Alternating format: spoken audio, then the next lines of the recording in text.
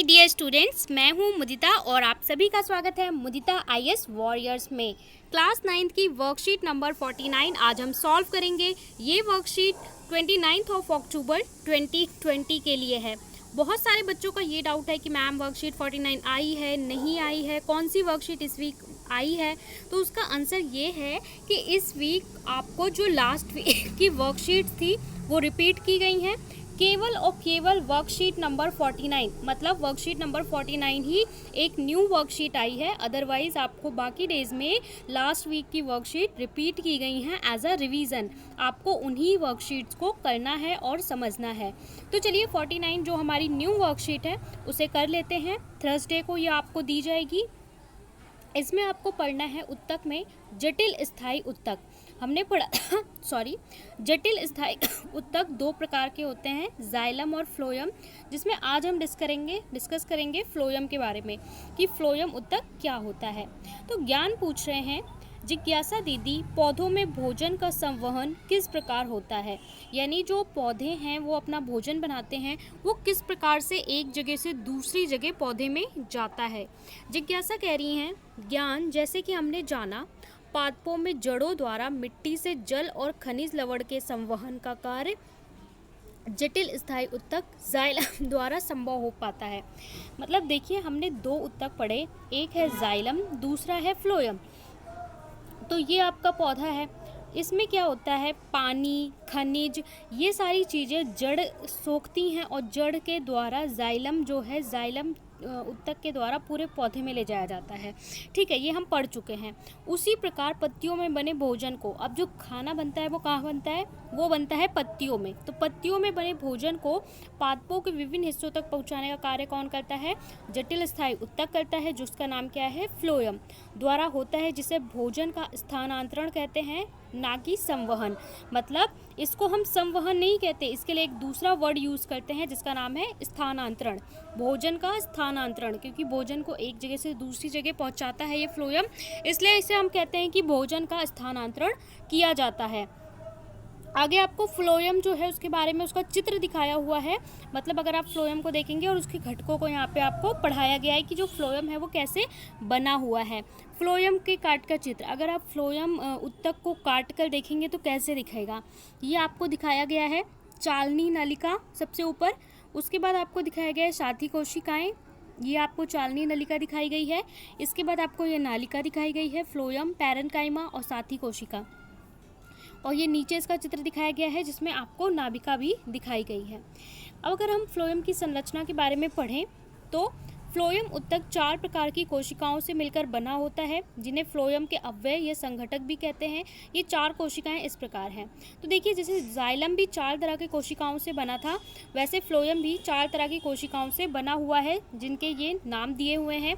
और आपको पता है कि अगर कोई भी, देखिए ये क्या है, उत्तक है, बहुत सारी कोशिकाओं से मिलकर बना होता है उत्तक।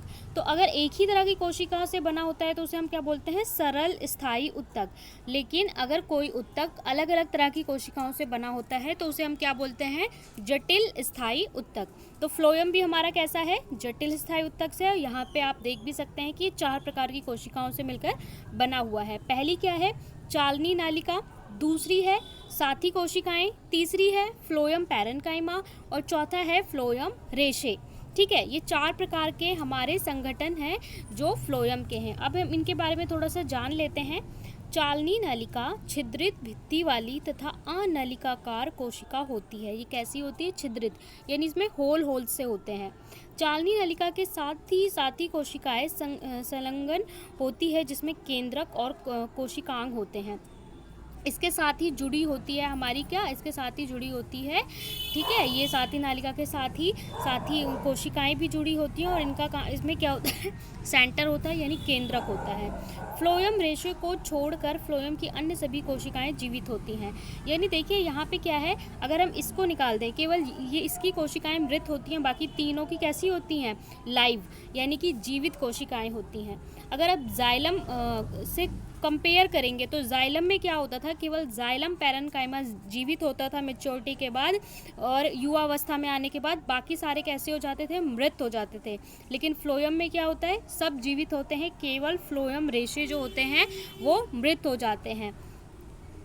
यहाँ पे आपको एक और चित्र दिखाया हुआ है किस तरह से इसमें केंद्रक होता है और इसका कार्य बताया हुआ है, क्या क्या कार्य होता है। फ्लोएम पत्तियों से भोजन को पौधों के विभिन्न भागों तक पहुँचाता है, जिसे भोजन का स्थानांतरण कहते हैं। ये हम ऊपर पढ़ चुके हैं, मतलब पानी और जल का जो संवहन होता है उसे संवहन कहा जाता है, लेकिन भोजन को पत्तियों से पूरे पौधे तक पहुंचाने को हम क्या कहते हैं, स्थानांतरण कहते हैं, जो फ्लोएम का एक मुख्य कार्य है। दूसरा है कि फ्लोएम उत्तक जाइलम के असमान पदार्थों को कोशिका में दोनों दिशाओं में गति करा सकता है। फ्लोएम में देखिए जो खाना बनेगा वो नीचे से ऊपर और ऊपर से नीचे की ओर भी जाता है, क्योंकि कुछ पत्तियां यहाँ पे होंगी, कुछ यहाँ पे होंगी, तो यहाँ से ऊपर भी जाता है और ऊपर से नीचे भी आता है। लेकिन जाइलम जो होता है वो केवल जड़ों से लेके पानी नीचे से ऊपर की तरफ ही आता है, क्योंकि ऊपर तो कहीं पानी होता ही नहीं है। तो ये क्या है, दोनों तरफ गति करवा पाता है फ्लोएम। तो ये छोटा सा कॉन्सेप्ट था हमारा। ये आपको चित्र दिखाया हुआ है कैसे, अगर आप तने को काट कर देखेंगे तो कैसा चित्र दिखेगा। और आज आपको स्वयं हल करने के लिए 5 प्रश्न दिए गए हैं। पहला प्रश्न है, फ्लोएम उत्तक के संघटक के नाम लिखिए। सबसे पहले आपको उसके चारों संघटक के नाम लिखने हैं। दूसरे में जाइलम और फ्लोएम में अंतर स्पष्ट कीजिए, क्या क्या अंतर आपने देखे। तीसरा है कि पादपों में फ्लोएम का क्या कार्य होता है। चौथे में आपसे बोला है पादपों में भोजन का स्थानांतरण क्यों जरूरी होता है, इसको आपको समझाना है। और फ्लोएम उत्तक की जटिल स्थायी उत्तक क्यों कहा जाता है, ये आपको बताना है। सभी प्रश्न हल करेंगे उससे पहले आपके लिए कोविड के संदर्भ में उचित व्यवहार संबंधी एक संदेश है कि निश्चित रूप से अपने हाथों को साबुन और पानी से धोते रहना, यानी अगर आपको टाइम इंटरवल पे अपने हैंड वॉश करते रहना है फाइट अगेंस्ट कोविड। ठीक है, चलिए सॉल्यूशन की ओर चलते हैं। पहले प्रश्न में बोला है फ्लोएम उत्तक के संघटकों के नाम लिखिए, तो आप लिखेंगे फ्लोएम उत्तक के संघटकों के नाम इस प्रकार हैं, चालनी नालिका, नंबर 2 साथी कोशिकाएं, नंबर 3 फ्लोएम पैरेन्काइमा और नंबर 4 फ्लोएम रेशे। तो ये चारों के नाम हमने पढ़े थे, चारों का उत्तर हो गया। स्क्रीनशॉट ले सकते हैं या डिस्क्रिप्शन में दिए हुए लिंक से भी आप टेलीग्राम को ज्वाइन करके वहाँ से भी सारे सॉल्यूशन पा सकते हैं। नेक्स्ट क्वेश्चन पे चलते हैं। जाइलम और फ्लोएम में अंतर स्पष्ट कीजिए। कभी भी आपको अंतर स्पष्ट करने को आए तो आपको एक टेबल बनानी है, यहाँ लिखेंगे जाइलम, यहाँ लिखेंगे फ्लोएम। पहला अंतर क्या है, जाइलम जड़ से पत्तियों तथा अन्य भागों में जल तथा घुले लवण परिवहन करते हैं, जबकि फ्लोएम क्या करता है, फ्लोएम भोजन पदार्थ के घुली अवस्था में पत्तियों से पौधों के दूसरे हिस्सों तक परिवहन करता है। तो ये जल का करता है, ये भोजन का करता है। नंबर 2, जाइलम पदार्थ का परिवहन वहिकाओं तथा वहनियों द्वारा होता है, जो कि मृत होती हैं। हमने पढ़ा था जाते इसमें कैसे होती हैं, मृत होती हैं। फ्लोएम में पदार्थ का परिवहन चालनी नलिकाओं द्वारा सहचर कोशिकाओं की सहायता से होता है, जो कि कैसी होती हैं, जीवित होती हैं। तीसरा है जल का परिवहन सरल भौतिक गति के अंतर्गत होता है, ऊर्जा खर्च नहीं होती है, अतः एटीपी की आवश्यकता। एटीपी क्या होता है, ऊर्जा जो स्टोर होती है खाने की वो एटीपी के रूप में होती है, तो यहाँ पे अधिक ऊर्जा की आवश्यकता नहीं होती है, एटीपी की ज़रूरत नहीं होती। लेकिन फ्लोएम में स्थानांतरण तक सक्रिय क्रिया है तथा इसमें ऊर्जा की आवश्यकता होती है, यह एटीपी से प्राप्त होती है। और यहाँ पे क्या है, भोजन का फॉर्म हो रहा है, भोजन का एक जगह से दूसरी जगह ले जाना है, तो यहाँ ऊर्जा चाहिए और यहाँ पे एटीपी की आवश्यकता होती है। तो ये आपके 3 मैंने लिखवा दिए हैं डिफरेंस, आप 2 भी लिख सकते हैं, जितने पूछे जाएं उतने लिख सकते हैं। चलते हैं नेक्स्ट क्वेश्चन पे। पादपों में फ्लोएम का क्या कार्य होता है, तो आपको लिखना है पादपों में फ्लोएम का कार्य निम्नलिखित होता है। नंबर 1, फ्लोएम पत्तियों से भोजन को पौधों के विभिन्न भागों तक पहुंचाता है, जिसे भोजन का स्थानांतरण कहते हैं। दूसरा, फ्लोएम उत्तक जाइलम के असमान पदार्थों को कोशिकाओं में दोनों दिशाओं में गति करा सकते हैं। तो ये आपका पहला और दूसरा दोनों ही उत्तर हो गए, इसका स्क्रीनशॉट ले सकते हैं। चलते हैं नेक्स्ट प्रश्न पे। पादपों में भोजन का स्थानांतरण क्यों जरूरी होता है, समझाइए। तो आप लिखेंगे पादपों की पत्तियां प्रकाश संश्लेषण की क्रिया से अपना भोजन तैयार करती हैं और वहां से पादपों के साथ अन्य भागों में भोजन भेजा जाता है। प्रकाश संश्लेषण के विलय उत्पादों का संवहन स्थानांतरण कहलाता है। ये अभी हमने पढ़ा। यह कार्य संवहन ऊतक के फ्लोएम नामक द्वारा किया जाता है। ये पादप की आवश्यकता अनुसार पदार्थ का स्थानांतरण करते हैं। तो ठीक है, अगर स्थानांतरण नहीं होगा तो पौधों में एक जगह से दूसरी जगह खाना पहुंचेगा ही नहीं, और भोजन नहीं पहुंचेगा तो वो अपना कार्य सही प्रकार से नहीं कर पाएंगे। जब पौधा कार्य नहीं करेगा तो उसमें ना ही फल आएगा, ना ही फूल आएगा, और ना जब फल फूल नहीं आएगा तो वो पेड़ डेड हो जाएगा, मृत हो जाएगा, और हमें भी उससे भोजन नहीं प्राप्त होगा।